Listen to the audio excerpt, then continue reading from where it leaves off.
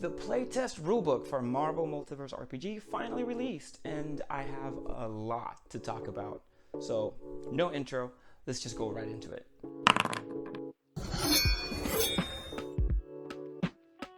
What is up, fellas and lasses? Welcome to Critical Insight, the show where I, Felix Alexander, talk about tabletop role-playing games, and I give GM advice and player advice, and sometimes I also give product reviews. And on a day such as today, I am going to talk about Marvel Multiverse RPG, a game that is hopefully going to finally be released next year, and we have in our hands the playtest rulebook. And I've been talking about it for a while, and today I'm not actually going to give a lot of information about it. Today I just want to talk about my first impressions. What's the first thing that came out, or the first thing I thought of when I flipped through the pages. And the first thing I want to talk about, because it's the first thing that just popped out of the book, is the art. I found the art extremely pretty. It basically felt like I was holding a comic book, which is basically the idea that they were going for, and it would be weird if it would feel like anything else. Now, I did expect this though, and in my video that I've mentioned a lot, but it's a good video, my expectations, hopes, whatever, that video. In that video, I really did talk about how I expected them to do exactly that.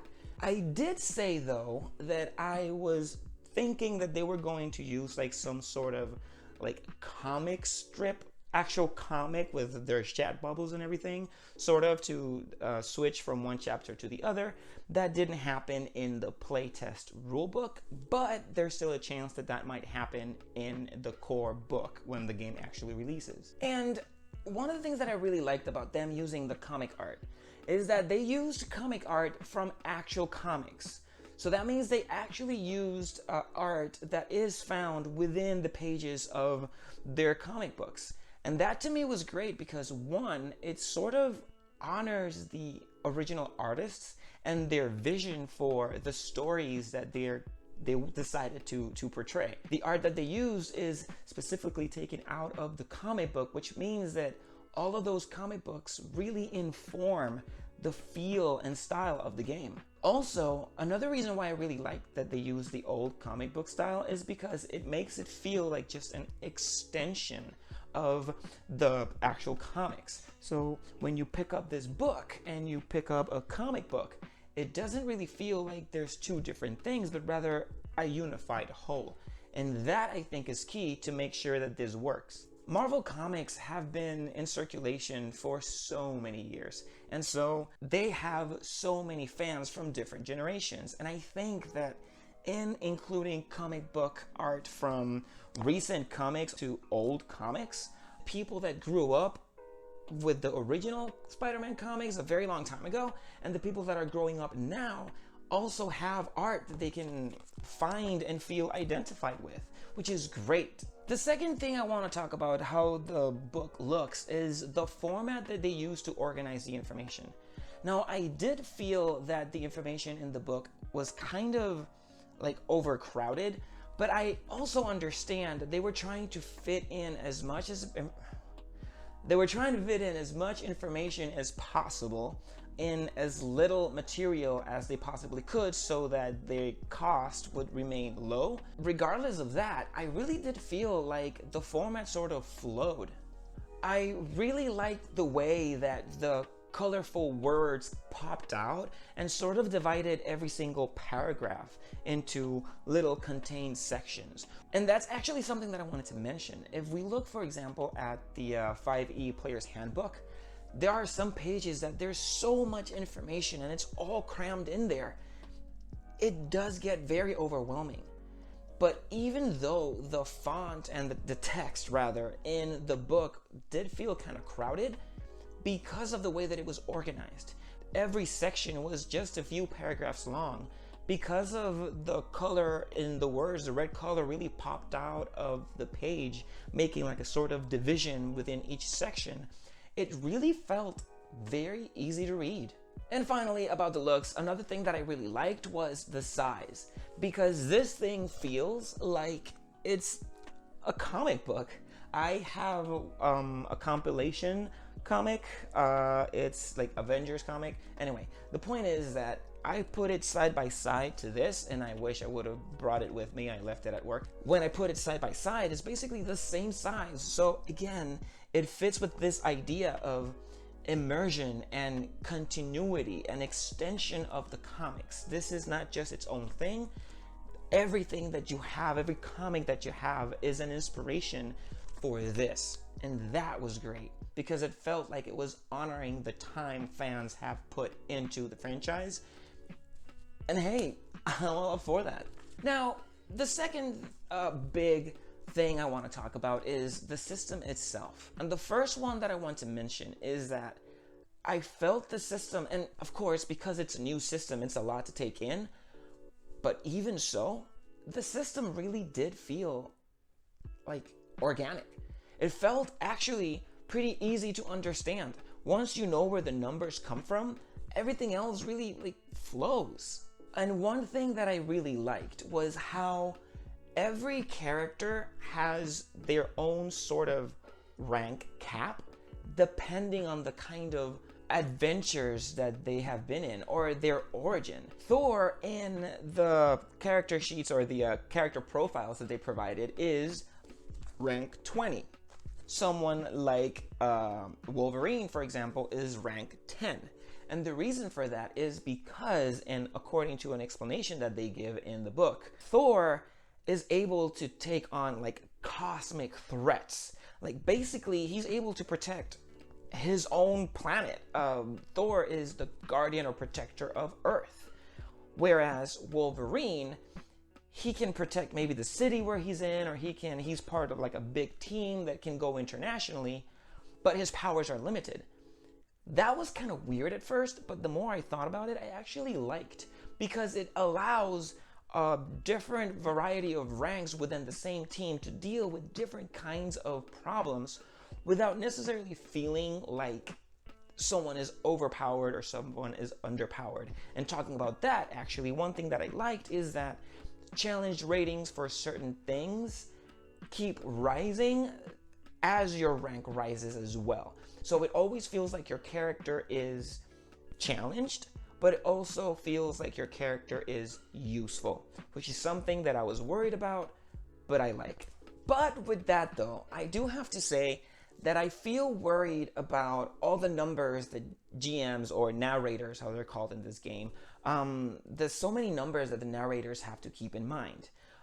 In the game, like I said, depending on your rank, there's a base challenge, and the challenge number or the difficulty rating in this game is called the target number, which makes perfect sense. So depending on your rank, your target number changes, and also that is influenced by how complicated or how easy the task you're trying to accomplish is.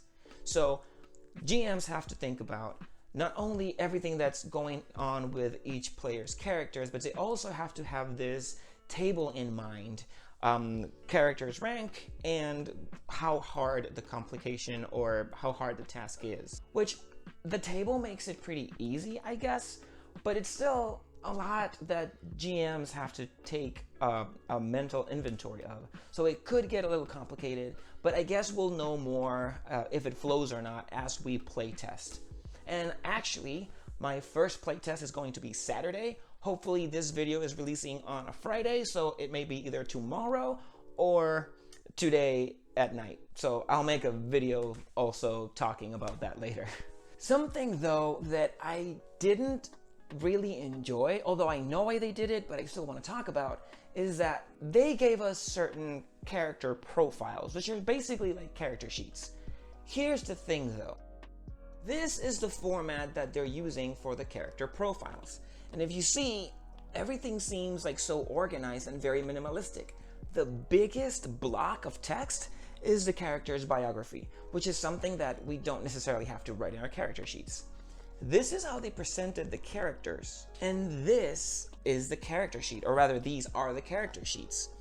They're very different, and even though I understand why they did the whole character profiles having a specific format is more simplified, at the same time, I would have liked to see how real characters would translate into a character sheet, because that way I guess people would have, or at least I'm going to talk about myself, I would have enjoyed it more to see how they translated, or just give us both, you know, maybe have in the site the character sheets with the pre-filled character profiles as the character sheets, and then also give us digital versions of the character sheets in the game, which I'm sure that they didn't do it because they want people buying the thing, which please do. They're not paying me a single cent, but hey, please do buy this, support the product, because if you think you're going to enjoy it, then just go ahead and support them. I don't know what I just said, but I'll keep rolling. And finally, for the other comments or miscellaneous comments for this first impressions video, I really did love it that I was pretty spot on when it comes to the things that I was expecting from the game.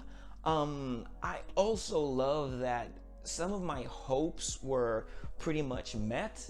I was hoping, really hoping, or rather I think that was more of a fear. I really feared that gameplay, power origins, and power set was going to be tied to one thing, that you were going to have preset classes with preset character powers, which would decide what your gameplay would be. Instead, what we got was the ability to create characters completely from scratch, being able to decide our origins, our power set, the kind of character gameplay mechanic that we want to focus on.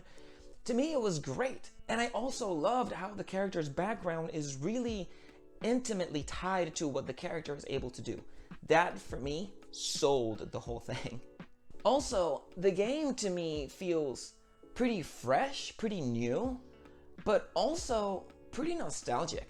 You see, when I looked at the characters the first time and I was going through the game is definitely not D&D. It's not, and it's not Pathfinder. It's not World of Darkness, or like Vampire the Masquerade. The game is a game that really focuses on story, development, and combat. That's basically what it is, at least from what we have, or what I could perceive. I could be wrong, but that's what I could perceive with the book, or what I got. But one thing that I really liked is that as I was reading and I was figuring out how the game would play, it sort of felt like a JRPG to me, which was great because I love JRPGs. And actually, reading the book felt like I was reading sort of a strategy guide, an old strategy guide for, like, for example, Final Fantasy VIII or Radiata Stories. The strategy guides for those games feels pretty much like this felt.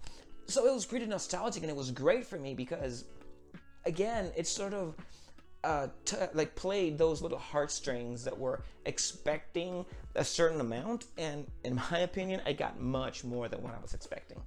And for my final comment, I was really excited about the game, but now I'm intrigued.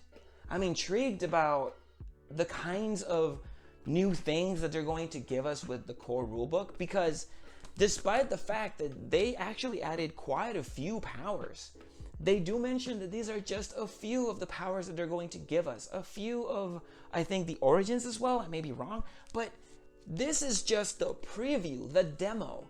From here and from our comments, they're going to continue working on it until eventually they're going to give us a full product that is going to be worth the money.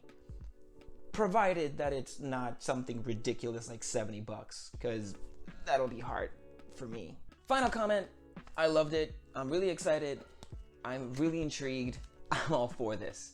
And if you like this video, and if you like the kind of content that I'm putting out, please make sure that you like the video and subscribe to the channel and click on the notification bell icon so you can stay up to date with all of the videos that I'm going to post, sort of like a song already. But yeah, that's it. So, like I always love finishing every video, and guys, I really do mean it. I hope you have the greatest of days and the most amazing, inexplicable, and yet completely fulfilling peace. Catch you next time, guys.